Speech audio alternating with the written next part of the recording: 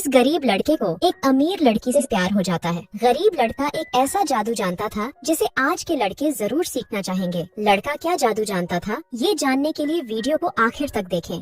कहानी की शुरुआत जोसफी नाम की लड़की से होती है। जोसफी का कोई दोस्त नहीं था, जिस कारण वो पूरा दिन किताबों के साथ बिताती थी। जोसफी जवान और बला की खूबसूरत थी, जिस कारण बहुत से लोग उसे पाना चाहते थे। वो जब भी घर से बाहर निकलती तो लड़के उसे छुप छुप कर देखने लगते थे। एक दिन जब वो चर्च आती है तो उसकी नजर टिमोथी नाम के लड़के पर पड़ती है, जो भिखारियों की तरह चर्च के बाहर बैठा था। टिमोथी देखने में काफी गंदा सा लग रहा था और जब उसकी नजर जोसफी पर पड़ी तो वो उसे देखता ही रह गया। अब जोसफी चर्च में बैठी थी और टिमोथी पीछे से छुपकर उसे ही देख रहा था। कुछ देर बाद जब जोसफी अपने घर की तरफ जाने लगी तो टिमोथी उसका पीछा करने लगा। उसे देखने के लिए वो एक पेड़ पर भी चढ़ गया था। दिन बीतते गए और टिमोथी हर जगह जोसफी का पीछा करने लगा। जोसफी यहाँ भी जाती, वो उसके पीछे ही रहता। एक रात वो उसके पालतू को सम्मोहित कर पूरी रात जोसफी के कमरे में गुजारता है, लेकिन जोसफी को इसकी भनक तक नहीं लगती। इसके अगले ही दिन वो उसके घर के बाहर पहुँच जाता है। जब जोसफी के पिता ने दरवाजा खोला तो टिमोथी उसके सामने गूंगा और बेसहारा होने का नाटक करने लगा। जोसफी के पिता का नाम ब्राउन था और वो उसे घर के अंदर ले आता है। ब्राउन को टिमोथी काफी अच्छा लगा था। वो उसे अपनी किताबें दिखाने लगा, जबकि टिमोथी उसे बताता है कि मैंने तो इससे कहीं ज्यादा किताबें पढ़ी हैं। इसके बाद वो पूरे परिवार के साथ खाना खाने लगा। यहाँ पहली बार जोसफी की उससे मुलाकात होती है। जल्दी ही जोसफी का मंगेतर शॉन भी उनके घर पहुँच गया। ब्राउन उसका स्वागत करता है और फिर उसकी मुलाकात टिमोथी से करवाता है। उनके पूछने पर टिमोथी उन्हें अपने हाथों का जादू दिखाने लगा, जिसे देखकर जोसफी तो हैरान थी, जबकि ब्राउन बेहद खुश था। वो अपने हाथों से जोसफी को अपने काबू में करने लगा। जोसफी को कुछ ठीक नहीं लग रहा था, इसलिए वो वहाँ से चली जाती है, मगर असली परेशानियाँ तो अभी शुरू होनी बाकी थी। अगले ही दिन जोसफी के बर्ताव में काफी बदलाव दिखने लगे। उसके पिता को लगा कि उनकी बेटी बीमार है, जबकि जोसफी ने अपने मंगेतर शॉन को मिलने से भी मना कर दिया था। कुछ देर बाद उसकी नजर टिमोथी पर पड़ती है, जो उसके घर के आसपास ही घूम रहा था। जोसफी उससे डर कर खिड़की दरवाजे बंद कर लेती है। जल्दी ही टिमोथी उसके घर के अंदर आ गया। उसकी आंखों में देखते ही जोसफी को कुछ होने लगा, मगर जल्दी ही वो खुद को संभाल कर टिमोथी के लिए खाना परोसने लगी। इसी बीच मौका देखकर वो जोसफी पर जादू कर उसे अपने वश में कर लेता है, जिसके बाद जोसफी उसके सामने ही अपने कपड़े उतारने लगती है। वो पूरी तरह उसके वश में थी और टिमोथी इसका फायदा उठाते हुए उसके साथ जबरदस्ती करने लगा, जिसमें जोसफी उसका पूरा साथ दे रही थी। कुछ देर बाद जब जोसफी अपने होश में आती है तो उसे सब याद आ जाता है कि टिमोथी ने उसके साथ क्या किया। सब कुछ याद आने पर उसे टिमोथी पर बहुत गुस्सा आता है और वो उसे घर से बाहर निकाल देती है। लेकिन अगले दिन वो अचानक अपने घर से भागकर टिमोथी का पीछा करने लगी। उसके मन में टिमोथी के लिए नफरत थी, मगर फिर भी वो उसका पीछा कर रही थी। रात होते होते वो उसके साथ एक घर तक पहुंच गई। ये घर टिमोथी का था। वो अपने परिवार वालों को बताता है कि मैंने जोसफी से शादी कर ली है। जोसफी की हालत देखकर पूरा परिवार हैरान था, जिस पर टिमोथी उन्हें बताता है कि ये मेरी तरह दिमाग से थोड़ी कमजोर है। अचानक जोसफी टिमोथी के परिवार वालों से मदद मांगने लगी ताकि वो यहाँ से जा सके। तभी टिमोथी फिर से उस पर जादू टूना करने लगा। उसने जोसफी को पूरी तरह अपने वश में कर रखा था। वो जैसे चाहता जोसफी वैसे ही कर रही थी। टिमोथी की हरकतों से उसका परिवार उससे काफी परेशान भी था और उससे डरता भी था। वो लोग जोसफी की मदद तो करना चाहते थे, लेकिन वो टिमोथी के डर से कर नहीं पाते। अब तो टिमोथी दिन रात जोसफी को परेशान करने लगा था। टिमोथी को जोसफी की जरा भी फिक्र नहीं थी। उसे जो करने में खुशी मिलती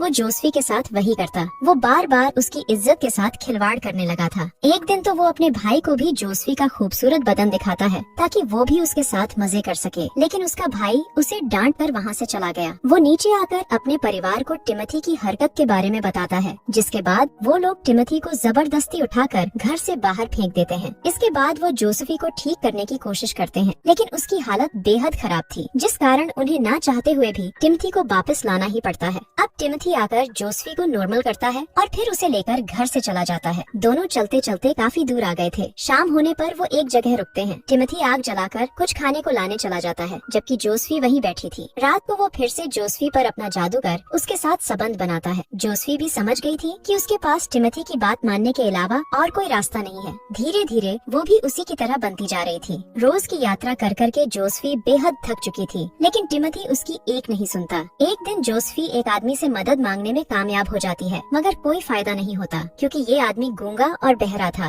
वो जोसफी की बात समझ ही नहीं पाता, जिस कारण जोसफी को फिर से टिम्थी के पास ही आना पड़ा। एक दिन ये दोनों चलते चलते कुछ लोगों से टकराते हैं जो मौका देखकर टिम्थी को पीटने लगे। जोसफी उन्हें रोकने की कोशिश करती है लेकिन वो नहीं रुकते। वो टिम्थी को बहुत मारते हैं और आखिर में टिम्थी उन्हें चाकू से डराकर भगा देता है। इस लड़ाई में टिम्थी का हाथ जख्मी हो गया था जिसे देखकर जोसफी को उसके लिए बुरा लगने लगा। कुछ दिनों बाद ये दोनों एक शादी में पहुंच जाते हैं। यहाँ पहले ये दोनों पेट भर खाना खाते हैं और फिर नाचते भी हैं। जोसफी को टिम्थी अच्छा लगने लगा था और ये बात टिम्थी भी समझ गया था। टिम्थी को अपने प्यार का सबूत देने के लिए वो टिम्थी से अपने बदन पर गर्म गर्म सरिया लगवाती है जिसे देखकर टिम्थी हैरान था। जब उसे लगा कि उसने टिम्थी का भरोसा जीत लिया तो वो मौका देखकर वहाँ से भाग जाती है। वो भागती भागती एक घर तक आ गई थी। यहाँ दो आदमी उसकी मदद करते हैं। जोसफी उन्हें टिम्थी के बारे में सब बताने लगती है और बताते बताते वहीं बेहोश हो जाती है। टिम्थी भी उसे ढूंढता ढूंढता यहाँ तक आ पहुँचा था। वो रात को जोसफी पर फिर से अपना जादू करता है और जोसफी फिर से उसकी कठपुतली बन जाती है। देखते ही देखते हालात बिगड़ने लगे। जोसफी जानना चाहती थी कि टिम्थी ने उसे ही क्यों चुना। वो टिम्थी के बारे में जानना चाहती थी मगर टिम्थी उसे कुछ नहीं बताता। जिस पर जोसफी पहाड़ी के किनारे पर खड़ी होकर कहती है कि मुझे मरने से बिल्कुल डर नहीं लगता। ये देखकर टिम्थी समझ गया कि जोसफी पागल होती जा रही है। टिम्थी के साथ रहते रहते वो चोरी करना भी सीख गई थी। वो एक ऐसी जिंदगी जीने लगी थी जो वो कभी नहीं चाहती थी। ये देखकर टिम्थी को अपने किए पर पछतावा होने लगा। वो जोसफी को उसी आदमी के पास ले आता है जिसने उसे काला जादू करना सिखाया था। टिम्थी उसे बताता है कि मैं अपनी पूरी जिंदगी जोसफी के साथ बिताना चाहता हूँ और जोसफी भी यही चाहती है।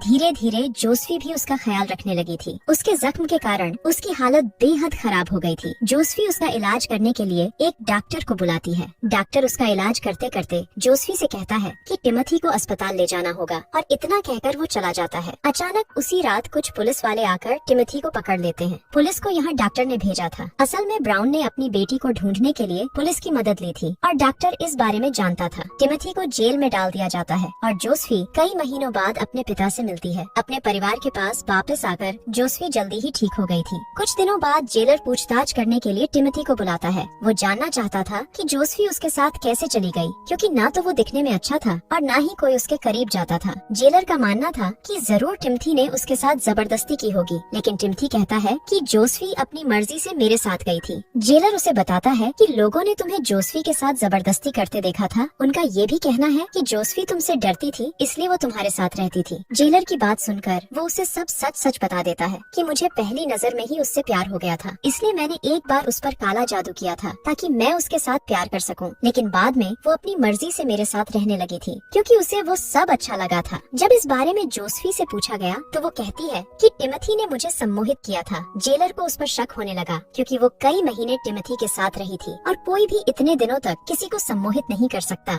अब जेलर के जोर देने पर वो सच बोलने लगी। उसका कहना था कि मैं अपनी जिंदगी में कुछ नया करना चाहती थी, कुछ नया देखना चाहती थी, इसीलिए मैं टिम्थी के साथ चली गई। धीरे धीरे मुझे उसके खेल पसंद आने लगे और मुझे उससे प्यार होने लगा। ब्राउन ने टिम्थी पर केस कर दिया था जिसकी सुनवाई में टिम्थी कहता है कि मैंने इसे जबरदस्ती अपने साथ रखा था। असल में वो नहीं चाहता था कि समाज में जोसफी की बेइज्जती हो क्योंकि वो भी जोसफी से प्यार करता था। सच्चाई जानकर ब्राउन अपनी बेटी से माफी मांगता है क्योंकि उसने कभी उसकी मर्जी नहीं पूछी थी, कभी उसे बाहर की दुनिया नहीं देखने दी थी। एक दिन जोसफी को पता चलता है कि वो माँ बनने वाली है, जिसके बाद ब्राउन ने उसकी शादी शॉन से करवा दी। कई महीनों बाद जोसफी शॉन के साथ दूसरे देश रहने जा रही थी। जाने से पहले वो एक बार टिम्थी से मिलना चाहती थी, इसलिए वो जेलर से मदद मांगती है। जब वो टिम्थी से मिलने गई तो वो उसे और अपने बच्चे को देखकर बहुत खुश होता है क्योंकि जोसफी ने अपने बेटे का नाम भी टिम्थी ही रखा था। उससे मिलने के बाद वो शॉन के साथ चली जाती है और इसी के साथ इस कहानी का यही अंत हो जाता है। हमारी वीडियो देखने के लिए बहुत बहुत धन्यवाद। अगर आप ऐसी ही वीडियोस के दीवाने हैं तो प्लीज मेरे चैनल को जरूर सब्सक्राइब करें। मिलते हैं अगली वीडियो में, तब तक के लिए नमस्कार।